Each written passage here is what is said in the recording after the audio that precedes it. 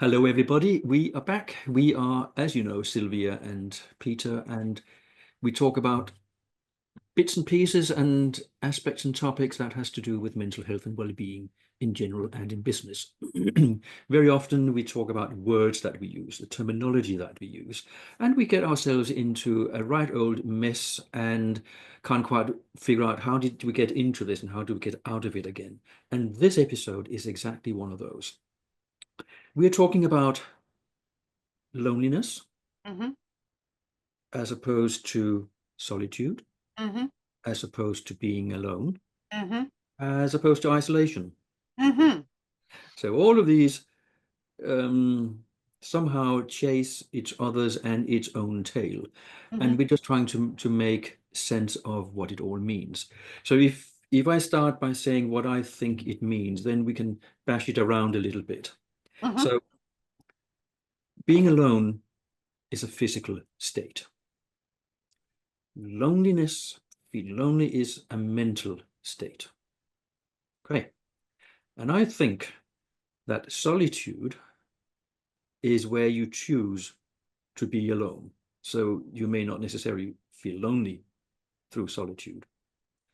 But then isolation is probably something more that, yeah, you can choose it, but it sounds to me more like it's something that somebody does to you. Mm-hmm. And again, you're on your own. So this is about being on our own, Yep. but is it healthy or is it not so healthy? And I've already started to do connections here, there, and everywhere. So I wonder whether you can entangle it even more, Sylvia. Yes, I'm sure we'll tie our own selves up in knots a little bit. And I think for me, this has also stemmed from there's been quite a few articles lately based on, and I think you had an article about the loneliness epidemic Mhm. in the UK. We have a poor mental health epidemic, but there's also a loneliness epidemic. I don't have the figures to hand, the amount of people that believe or Let, feel they are lonely. Oh, you have let, it there. Go on. let me give you a couple of figures. I'm not going to run down the whole thing because that's dead boring. Yep. But in 2013, so this article and research tells us, in the people in their 20s, 5% reported being lonely.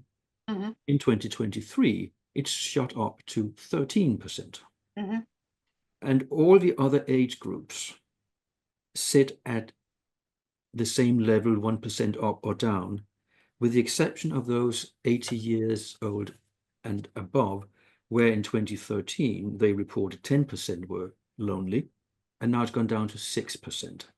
So loneliness in the UK seems to be hitting the young ones in their 20s more than any other age group. And as the article also suggests, is that UK is the loneliness capital of Europe. That we just seem to somehow have more lonely 20 somethings than anywhere else in Europe. Which is very interesting because the loneliness epidemic a lot of people talk about is more aimed at the higher end of the age brackets. And I suppose if people want to look at percentages more, the Marmalade Trust is the UK's sort of leading light on loneliness. So perhaps have a look there. But it's interesting how, with this loneliness epidemic, wherever it is in society, um, but there's been a lot of articles lately about the difference between loneliness and solitude, questioning whether people are claiming or believing they are lonely when in fact it's solitude. And it's an interesting point, but I agree with the what you just said there about alone is a physical thing, loneliness is more an emotional feeling thing, and solitude is more of a choice. Because if I think in terms of my own lifestyle, I spend a lot of time on alone because of the things that I do. Tick, tick. I don't have a problem with that. Am I lonely? But there's a lot of times when I'm in solitude because I'm choosing to do, for example, a lot of the activities that I do, I choose to be alone. Mhm. Now, it doesn't cause me to feel lonely. I don't have an emotional, for want of a better phrase, negativity around, oh my goodness, I'm so lonely. And it's interesting how coming back to, and we talk about this a lot, the words that we use, are we using them appropriately? So the wonder around whether solitude, are people in solitude rather than loneliness? And I think, you know, there is something around being in solitude, can mean, you know, a place where you can self-reflect and grow and ponder and wonder and be curious about things. But then does, or could, solitude become lonely? And I think this is where we could start to tie ourselves up in knots, because then isolation, are we in solitude or are we isolating ourselves? But it still comes down to being a choice, as opposed to other people isolating me. You know, for example, in a workplace, people not asking me to go to lunch, or if I was there, of course, or not asking me out, you know, to go out with friends, when other people are isolating me. At the same time, we as individuals can isolate ourselves, we can withdraw. But again, that's still an element of choice, some would argue. Or is that because we are driven to do that?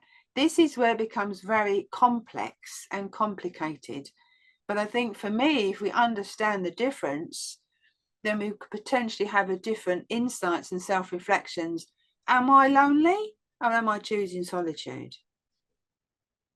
If we go back to isolation again, there's something called solitary confinement, Yes. which is largely seen as being a form of torture and shouldn't be used, because it doesn't do wonders for our mental health. We do feel lonely. We do lose the plot if we're kept alone all the time, because human beings are social animals. And research that I've come across a while back says we need about 6 hours of human interaction per day to function properly. But what that interaction means is actually also part of what we're talking about here, because contrary to popular belief, the 20-year-olds are not the ones who work from home the most. They're actually in the offices, they're out and about in the workplace, and yet they're the most lonely people. They also socialize, they go out, but not as much as they used to. So it's not enough to be around other people to not feel lonely. It's about the emotional connection.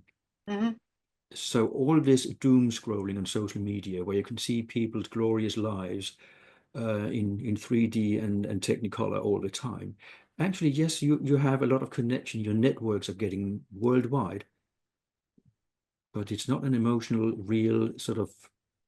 It hits you on your body and mind connection. It's like watching a movie, isn't it? So it's a quality of the interaction we have with other people which decide whether we are lonely amongst other people. You can be lonely in a relationship. A lot of people come and talk to me about their loneliness in their marriage. And again, it's interesting how the loneliness versus the solitude, because a lot of people say that choosing solitude is a very powerful place to be because of the element of it being a personal choice. You know, a place where we can step away from all stuff, you know, gather our thoughts, reflection, you know, all those words that we've used before. And it can be a very powerful and a peaceful place to be, whereas loneliness has more of a negative connotation, just the word itself. Whereas if we choose solitude, or even if our own head, we, for example, change the wording to solitude from loneliness, I wonder what impact that would have on someone that feels they are lonely. Whereas if they go, well, actually, I'm choosing solitude, would that make a physiological difference to them? Because it is a powerful place to be.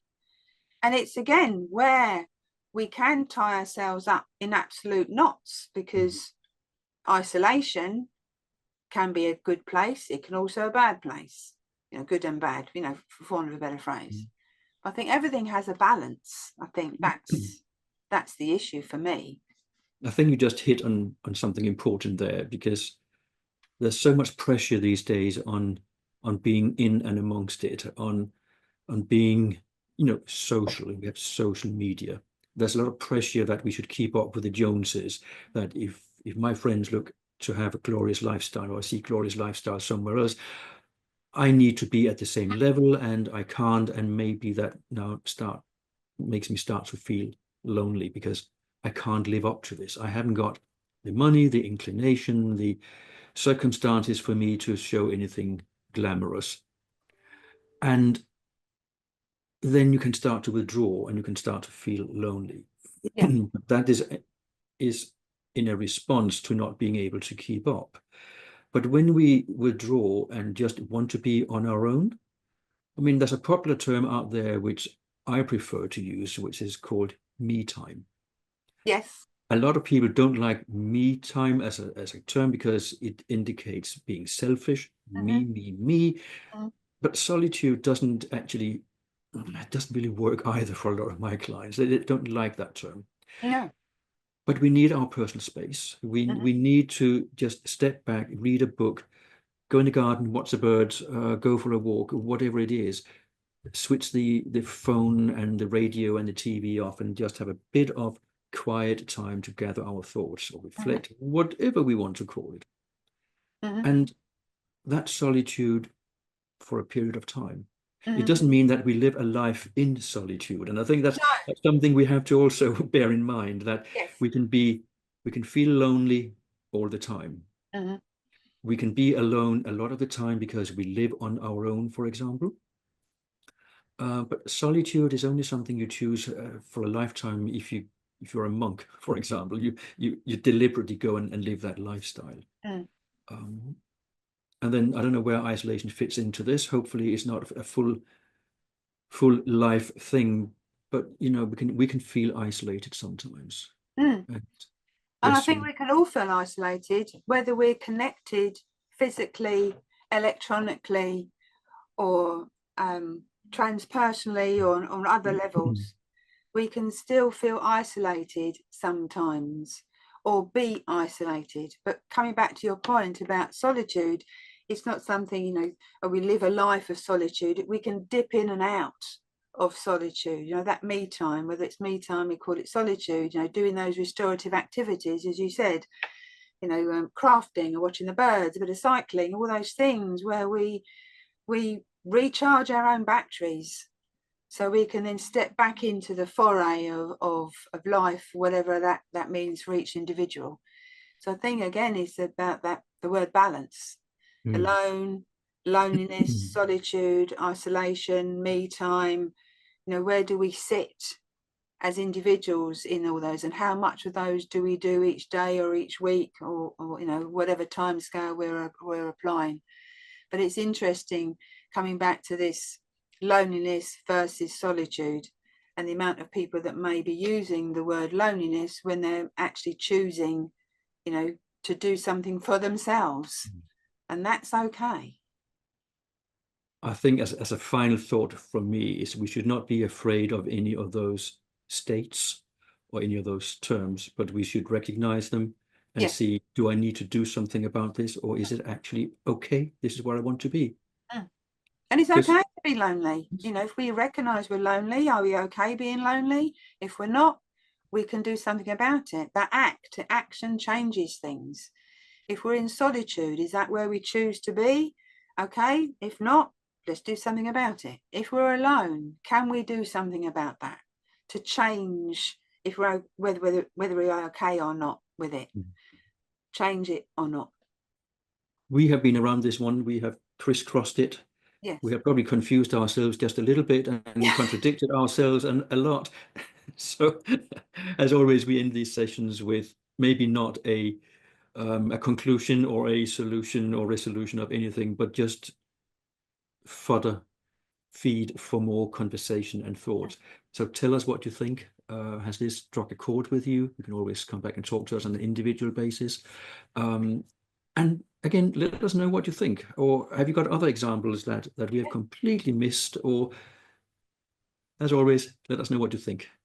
Thank you for watching. Take care and see you in our next conversation. See you Bye for later. now.